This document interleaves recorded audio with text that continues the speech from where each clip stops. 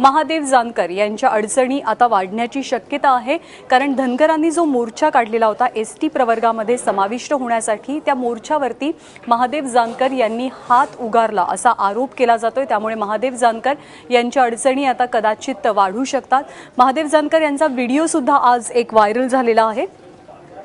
धनगर समाजाचा एसटी अर्थात अनुसूचित जमातीत समावेश करण्याची मागणी करणारा मोर्चा निघाला होता, त्यावर त्यांनी हात उगारतानाची दृश्य कॅमेऱ्यात कैद झाली आहेत। मोर्चेकरी आक्रमक होत असल्याचं लक्षात येताच जानकरांनी या मोर्चातनं काढता पाय घेतला।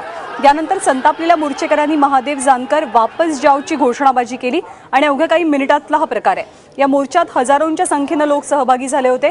पोलिसांनी मॉरिस कॉलेजच्या टी पॉइंटवरतीच या मोर्चेकरांना रोखून धरलं।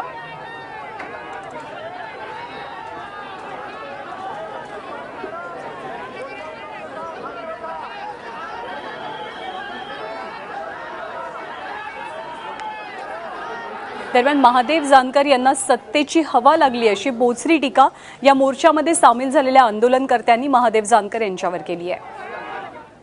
त्यांची भूमिका बदलली, त्यांना पद मिळाल्यानंतर समाजाला त्यांनी सोडून दिलं।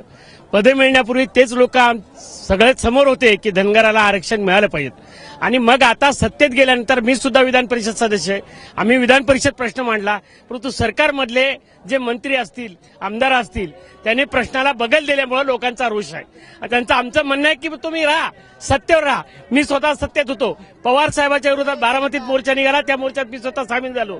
समाजाच्या मागण्या महत्वाच्या असतात, पद हे नंतर असतात, आणि त्यांनी पदाला महत्व दिलं आणि समाजाला कमी महत्व दिलं, म्हणून लोकांचा रोष आहे।